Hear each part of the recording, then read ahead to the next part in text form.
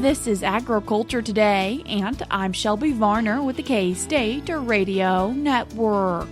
K-State grain economist Daniel O'Brien gets today's show rolling with a grain market outlook where he discusses futures moving to the lower side and what point crop development is at. Keeping the show rolling is K-State Extension agronomist Tina Sullivn and K-State Extension entomologist Anthony Zukoff as they explain the appearance of corn leafhoppers in Kansas and the impact it can have on corn. Chip Redmond, K-State meteorologist, ends the show as he previews the Kansas forecast that includes hot and dry weather and what could come after. That and more is coming up ahead on Agriculture Today.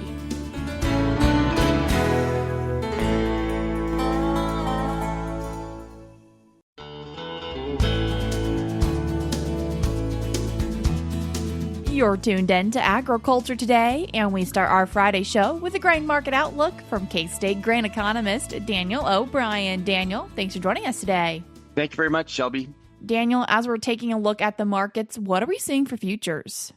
Well, of late, in the last week or so, the futures markets for grains have been moving to the lower side. When you look at closes as of yesterday, Thursday, August the 6th, and you see the corn side of things, we had been as low on September 30th, again, the day of the last quarterly report, traded as low as 425 3/4, traded up as high as 492 on July the 24th.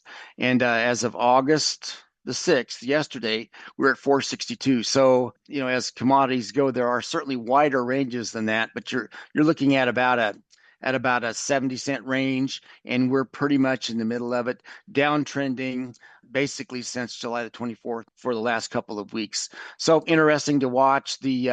We try to watch the technical signals with regard to where the momentum is at. We're basically right at 50% for corn in the markets. The rate of change over the last 10 days actually has been, trending from 1 to now down to about 5% lower. So interesting to watch. I would say while we're talking corn, we've had still pretty strong export shipments during this time. Have averaged for the week ending July the 30th, 76 million bushels, need a pace of about 60 million to meet the USDA's projection. We'll talk about that later. That could bode well for at least not lower U.S. corn export projections for this market year, the possibility of even raising it. And since we're talking feed grains, the grain sorghum still has an up and down pace here. 4 million bushels the week ending July the 30th.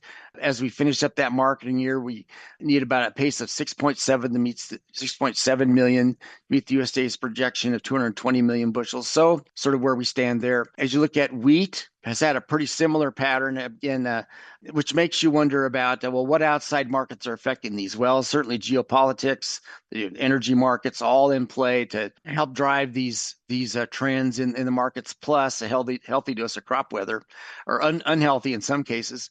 So for the September CME hard red winter wheat contract, traded as low as $6.10 3/4 on, again, the end of June when the acreage and last quarterly stocks report came out, and we traded then up again on the 24th, same date. These markets all tending to move together as high as $7.77.5, so about $1.60 to the upside. Now we've given back about 80 cents of that.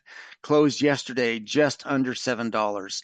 And again, just as for corn, we've got down to where the RSI is right at 50. It has declined to that point over the last few days, on average down about 7-8% per day. And again, a matter of no new news, no great worries for the crop. We'll talk about crop conditions and what hot weather could do here in just a bit. And then for soybeans, we had traded as low as about 11.24 3/4 on June the 30th again, jumped to the high side by July 24th, about $12.56.5, closed yesterday at 1177 and three quarters. So you've got a trend to where from the lows we had at the end of June to the highs in mid to late July, we've given back about half of that range in these commodities, give or take some. So interesting to watch. RSI's all at both basically having declined to about even, to just i.e. waiting for more news.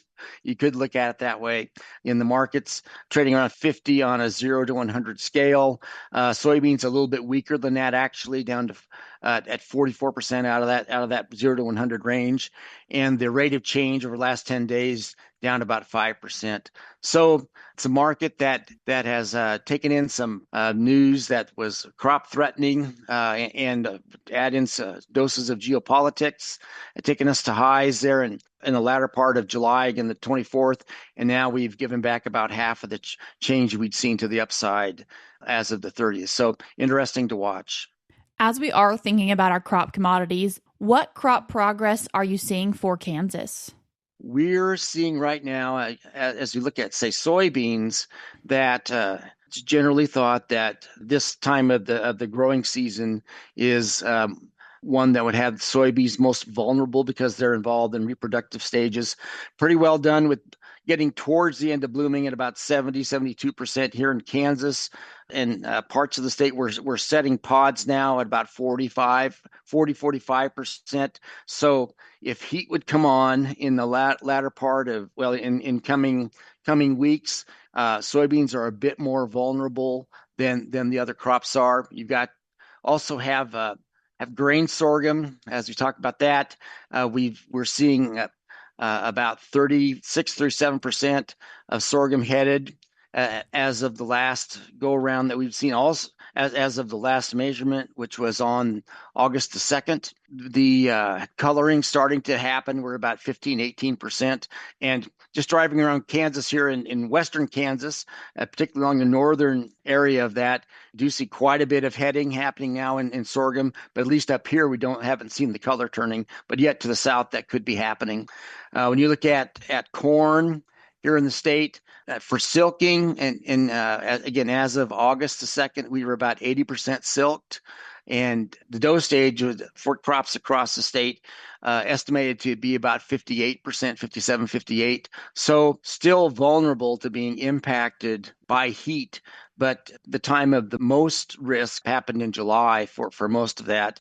And if we do see problems in the Kansas crop, probably fair amount of it would be due to any heat damage that occurred during some of those really hot days during July, right when we were doing most of the silking. So thought provoking, I guess, to look at that. The next thing on our docket really will be the USDA crop production and WASDE report coming out on August the 12th. That'll be next Wednesday. That report will have the first farmer survey determined crop yield number for corn, for soybeans, for sorghum, etc. For wheat, we're kind of holding off until the end of September's small grain annual summary report. So don't anticipate a lot of changes for wheat.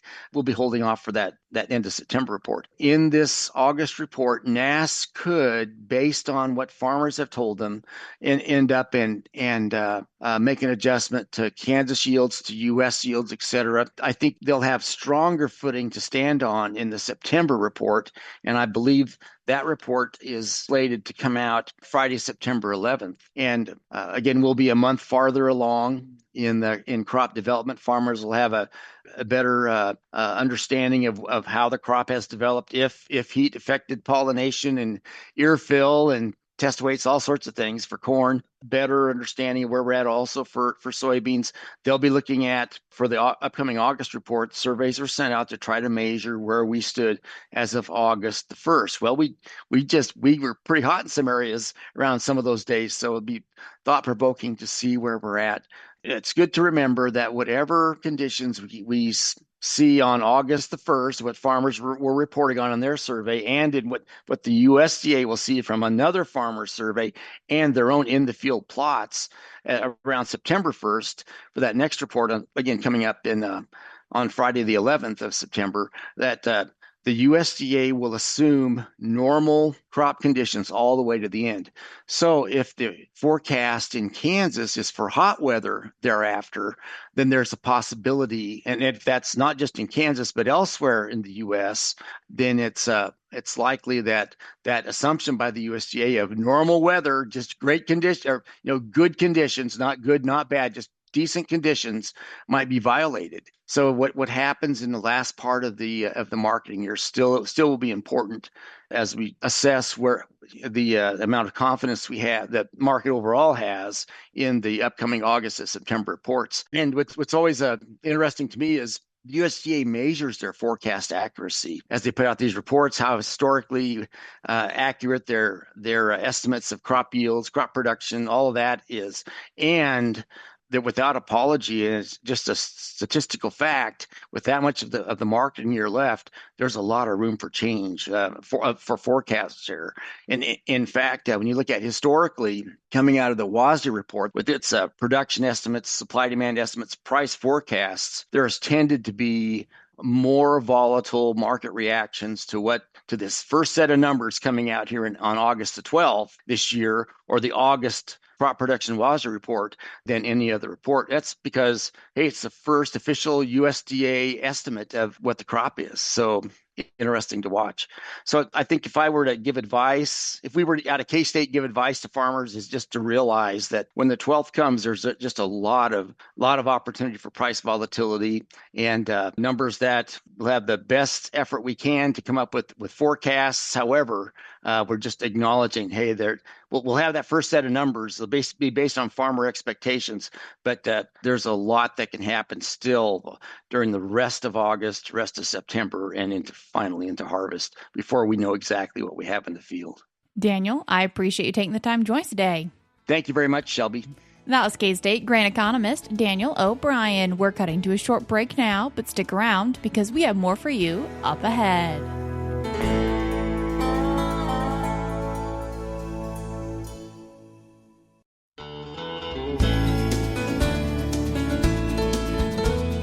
You're tuned in to Agriculture Today, and we continue our show talking about corn leafhoppers in Kansas with K-State Extension agronomist Tina Sullivn and K-State Extension entomologist Anthony Zukoff. Tina, Anthony, thank you both so much for taking the time to join us today. Thanks for having us, Shelby. Thank you. Anthony, what is the corn leafhopper? So corn leafhopper is a small insect, about 1/8 of an inch long at maturity. It is a true bug. So it's one of the insects that has piercing, sucking mouth parts.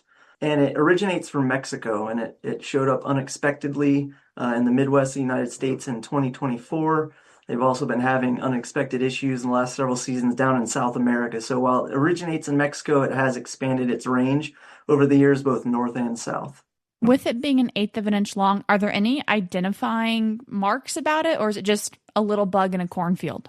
It's a pretty nondescript insect. As leafhoppers go, they're all generally pretty nondescript. The corn leafhopper is going to be a yellowish to straw-colored insect with generally not many markings. The markings that you'll notice on this insect are going to be, they're very important markings. They're between the eyes on the head, and there's going to be 2 bold black spots surrounded by a light halo.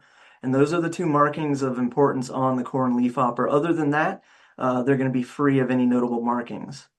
Do the corn leafhoppers move more individually, or are they usually in big groups?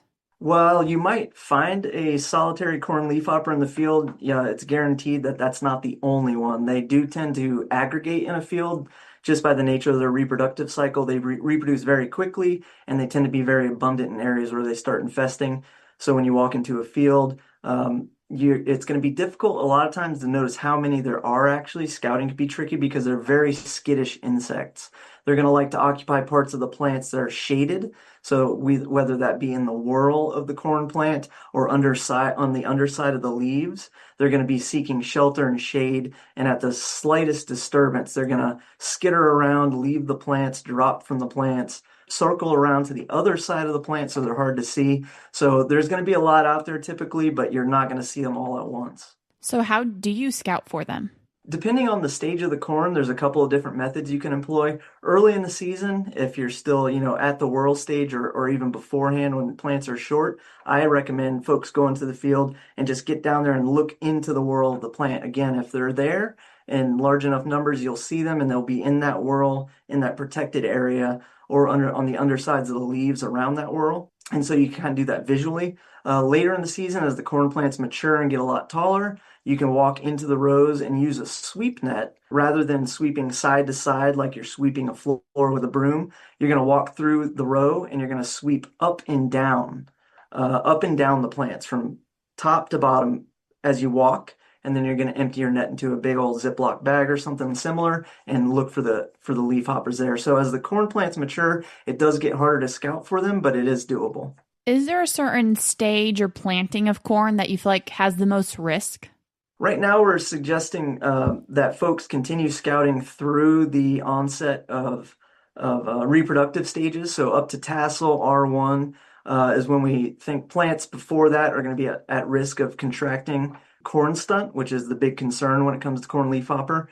So early in the season, we recommend as soon as that corn is up and growing, scouting for corn leafhoppers should start for the season because being a migratory pest, we don't know when in the year it's going to show up or where it's going to show up. So right now, going forward, I would recommend folks consider corn in Kansas at risk for corn leafhopper each season. I think this is going to be kind of a migratory pest we have to deal with going forward. The severity of which each season, we don't know, again, because it's a migratory pest. Every year is going to be different. And Tina, what is corn stunt, which the corn leafhopper is a vector of? Right. So when we think about these insect and disease vector situations, we often think about maybe the wheat curl mite and, the wheat streak complex. That's a viral complex. Unlike this situation, corn stunt is a spiroplasm, which is just really a different, unique beast. But just like in those viral pathways, a fungicide is not going to protect the corn from either, the corn leafhopper feeding on it or any kind of disease that the corn might have gotten.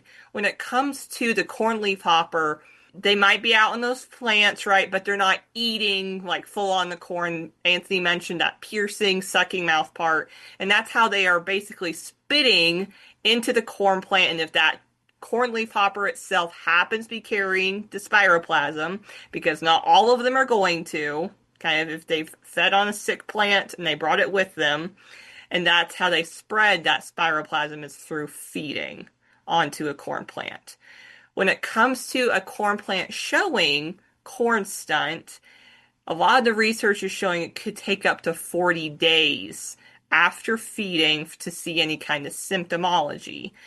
Some hybrids are going to act differently, so that's why we've seen this kind of over the last few years since we started getting corn stunt in Kansas, kind of this plethora of disease or, kind of some symptomology from purpling plants to, quote, yes, stunted plants, so very short plants, to last year and the year prior, we've seen the proliferation of ears. So instead of one corn ear at that node, there were 3 to 4. That does not increase yield, actually makes it lower.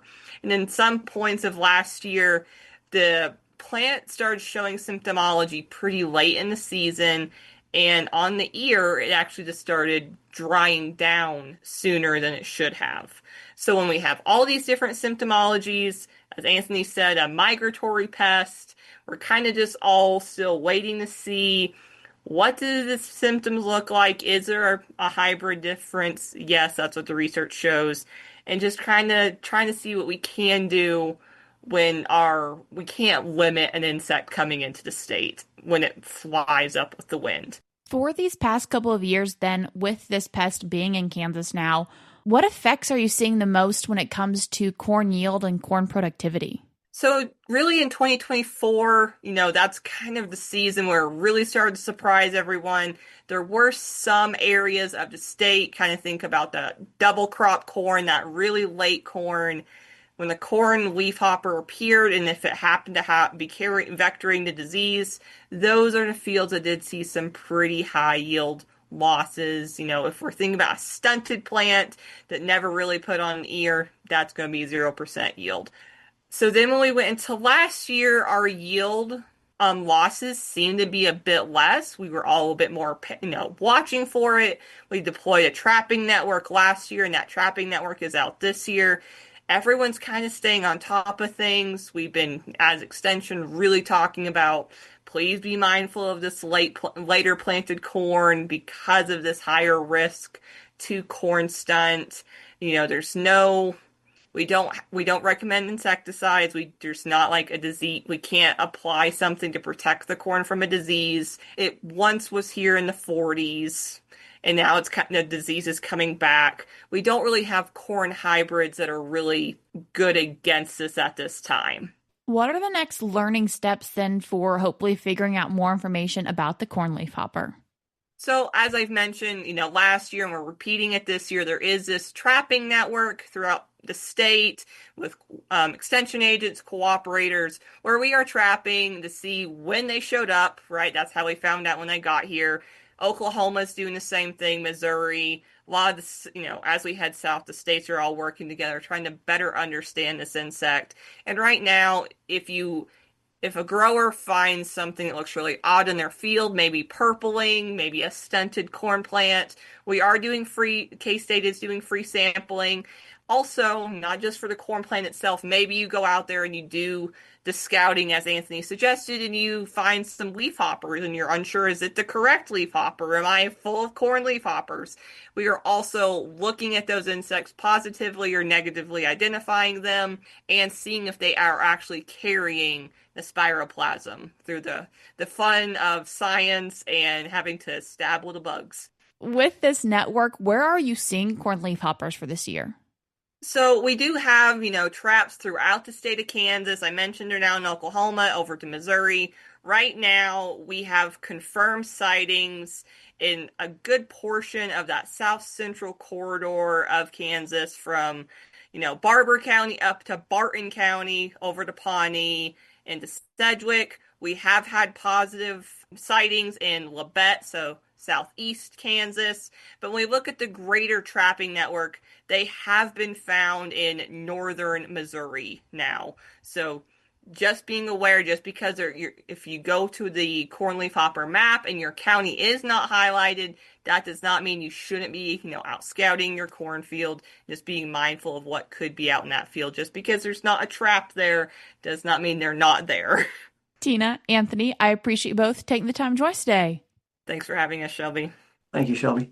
That was K-State Extension agronomist Tina Sullivn and K-State Extension entomologist Anthony Zukoff. I will link a recent e-update article on this topic in today's show notes on agtoday.net. Also in the show notes will be a link to the Corn Disease Network. We're cutting to a short break now on Agriculture Today, but stick around because we'll have more for you up ahead.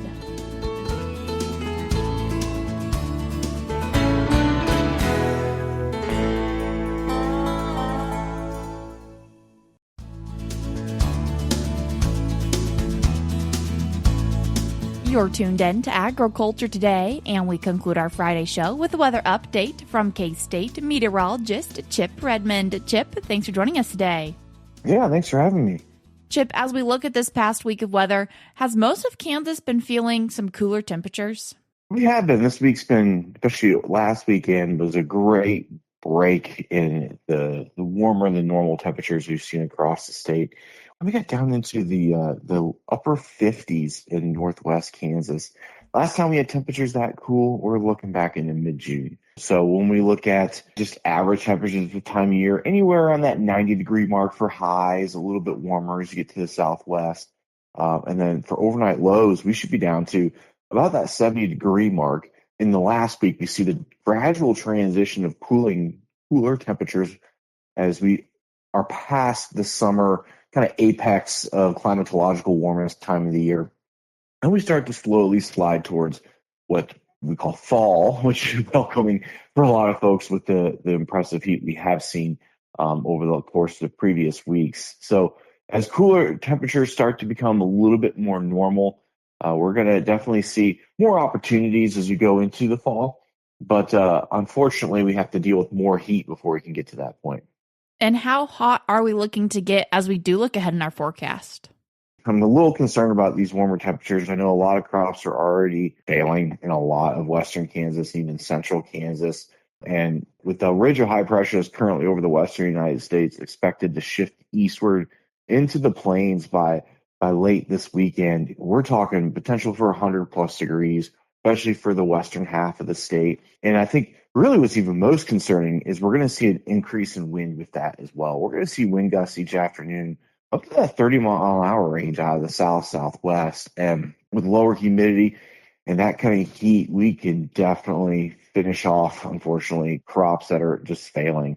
And I'm really concerned that this is going to be the final knife in the coffin kind of approach when you think about just how big of a struggle this growing season has been for folks in Kansas, especially southwest Kansas, that really haven't received much moisture. We did have some precipitation over the last week. A lot of it was focused in the northeast, but we also had some bigger winters here just in the last couple of days in southwest, south central Kansas. There were isolated areas of an inch. Some of that did fall fairly heavy, which unfortunately does lead to more runoff. But moisture is moisture, and they need it in that neck of the woods, and they'll take anything we can get. And with that lack of precipitation for a lot of the state, we saw drought increase again this week with basically another about 10% expansion when we look at the drought index across the state. And now we've got about 30% in D1 or worse drought conditions. And honestly, I think that's probably not really representative. It's so hard this time of year for the drought monitor to keep up with the conditions. And honestly, it's not all just current conditions. There's a lot of prerequisite conditions. Like we just didn't really get a lot of moisture subsurface late spring, early summer to build that moisture profile to be able to support long-term crop growth. And then we had timely precipitation when people planted, which meant I think a lot of those roots just weren't able to get deep enough. And so they're really more susceptible to these periods of hot conditions and dry conditions, especially over when they're really intense over even just a short period of time. So drought is expanding each week. I think we're going to continue to see that as we move forward. I mentioned we're going to get this heat. We're going to get these warmer temperatures in here through at least mid next week. Then that ridge starts to break down again. We start to get a stronger front. That should help push the jet stream a little bit further south and give us some upper level support for maybe some additional waves of showers and thunderstorms across the state. We are also going to watch our eyes to the southwest monsoon season. This is expected to pick up again here as that high pressure breaks down. And when that does, I expect more waves of precipitation to develop in the Colorado and then try to push eastward into the high plains in western Kansas and areas that need it. And maybe we can perhaps set the table for maybe some good wheat planting as we get later into fall. Chip, I appreciate you taking the time to join us today. Yep, thanks for having me. That was K-State meteorologist Chip Redmond. That's what we have for you this week on Agriculture Today, but we'll be back with more for you on Monday.